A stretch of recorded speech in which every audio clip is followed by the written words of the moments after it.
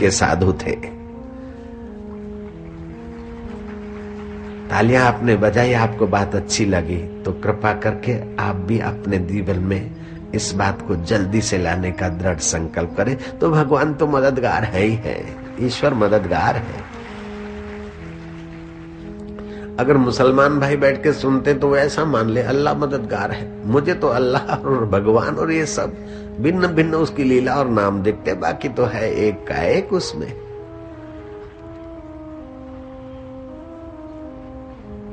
प्राणी मात्र में वो एक का एक है, हृदय मात्र में एक का एक है। जैसे एक चांद अनेक बर्तनों में अनेक रूप से दिखता है, एक ही आकाश अनेक घरों में, अनेक दिलों में, अनेक बर्तनों में एक ही आकाश है। ऐसे ही आकाश से भी सूक्ष्म सूक्ष्मतर और सूक्ष्मतम सच्चिदानंद परमात्मा है। मन भिन्न भिन्न है, संस्कार भिन्न भिन्न है, मति भिन्न भिन्न है, आकृति भिन्न भिन्न है, ये माया की वैरायटी है। लेकिन महेश्वर ईश्वर एक है, सच्चिदानंद स्वरूप। तो भगवान कहते हैं कि तुम्हारे जीवन में तेज और क्षमा का गुण। फिर तीसरी बात कहते हैं तेज, क्षमा, धैर्य। जरा जरा बात में आप उद्विग्न न हो जाइए, आपकी शक्ति बिखर जाती है, धीरज रखिए। जरा जरा बात में अशांत न हो जाइए, शॉर्ट टेम्पर्ड न होइए।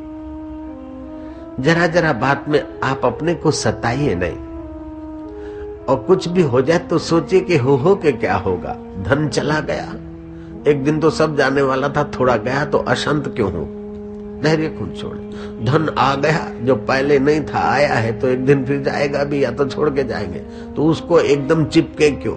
आए तो ठीक है, सदुपयोग करो। मान मिल गया ठीक है, और अपमान हो गया तो ठीक है, धैर्य न छोड़ो। जो धैर्य छोड़ते न, उनका सब कुछ किया करा है चट हो जाता है। लेकिन जो धैर्य रखते हैं, उनकी हारी हुई बाजी भी जीत में बदल जाती है। इसलिए धैर्य न छोड़ो। चौथी बात भगवान कहते हैं अपने शरीर को शुद्ध रखो। जिसका तन शुद्ध होगा वो मन को भी शुद्ध करने लगेगा, और जिसका मन शुद्ध होगा वो तन को भी शुद्ध रखेगा। तन मन को शुद्ध रखने से तन में आसक्ति नहीं होगी, कि तन तो अशुद्ध होता रहता है, फिर शुद्ध रखो फिर अशुद्ध होता रहता है, तो तन का पोल पता चल जाएगा। जब अपने तन को शुद्ध रखते रखते भी इतना अशुद्ध हो जाता है तो आपको अच्छा नहीं लगता, तो दूसरे के तन में भी ऐसा ही मसाला कचरा है, तो आपको काम आसक्ति, शारीरिक विकार नियंत्रित करने में सफलता मिलेगी। इसलिए बाह्य और आभ्यंतर शौच, बाहर और भीतर आप स्वस्थ रहे, स्वच्छ रहे, पवित्र रहे। ये शुद्धि भी 4 प्रकार की होती है। एक होती है तन की शुद्धि, नहाना धोना, स्वच्छ वस्त्र पहनना, पवित्र जगह में रहना, गंदी कचरा पट्टी की जगह पे जहां तहां धबाक लेके बैठना नहीं, जिस तीसरी गंदी चीज को स्पर्श नहीं करना, ये तन की शुद्धि है।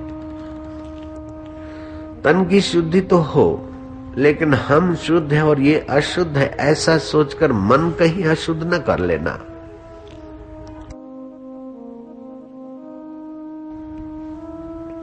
तन की शुद्धि के साथ भीतर की शुद्धि भी रखें।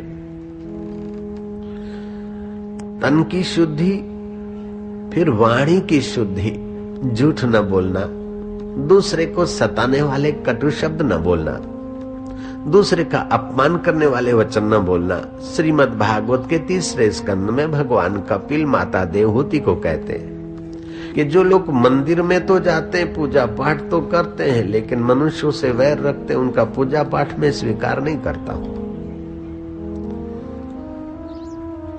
वैर की गांठ न बांधो।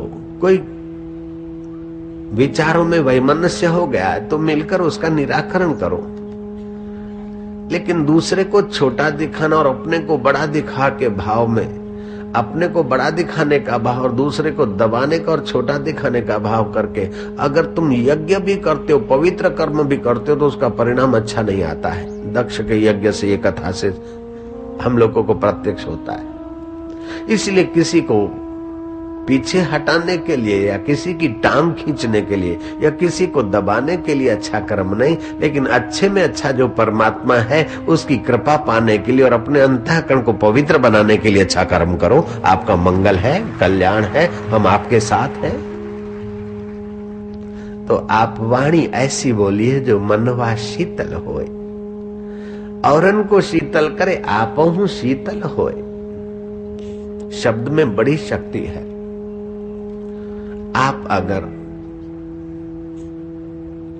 वाणी में स्वच्छता रखते हैं तो आपकी वाणी का आदर होगा, आपकी वाणी का सम्मान होगा, आपकी वाणी की कीमत होगी और आपसे लाखों लोग जुड़ेंगे। और अनाप शनाप अनर्गल वाणी बोलते रहें तो आपके अपने भी पराये हो जाएंगे। जिनका स्वभाव बढ़िया है उनके कुटुंबी तो उनका आदर करते, पड़ोसी भी उनका आदर करते, उनकी जात वाले भी उनका आदर करते, और उनकी जात के नहीं है और दूसरी जात वाले भी उनका आदर करते। हिंदू हिंदू ही उनका आदर करते ऐसी बात नहीं, मुसलमान और ईसाई भी उन महापुरुषों को पूजते, आदर करते। जिनकी वाणी स्वच्छ है, पवित्र है, द्वेष और वैर से रहित है, उनको तो पूजते हैं। हिंदू भगवान को पूजते, मुसलमान भगवान को नहीं पूजते। लेकिन ऐसे ऐसे हिंदू संत हो गए जिनको मुसलमानों ने पूजा है। जयराम जी की, बाबा आप तो हमारे गुरु हैं। अभी भी हम आ रहे थे तो मुसलमान भाई ने मेरे को पुस्तक की प्रणाम किया। बाबा जी कल फूल लाए थे, आज फूल नहीं ला सके, क्षमा करना। मैं कहा तुम ही आ गए हो, काफी है हमारे को। तो आपकी वाणी मधुर हो, सारगर्भित हो, सांत्वनाप्रद हो, जैसे श्री राम बोलते थे। भगवान राम जब बोलते हैं तो सांत्वनाप्रद बोलते हैं, दूसरे को मान देने वाली और आप अमानी रहने वाली वाणी बोलते हैं रामचंद्र जी।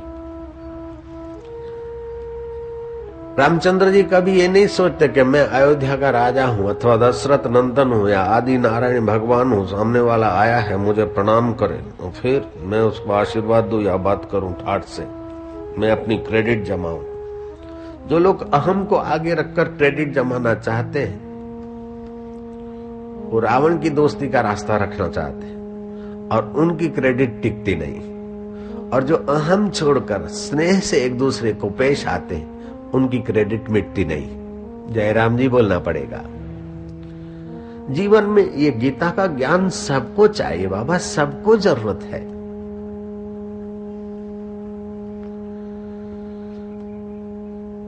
तो एक तो शारीरिक शौच, दूसरा वाणी की स्वच्छता, तीसरी मन की स्वच्छता।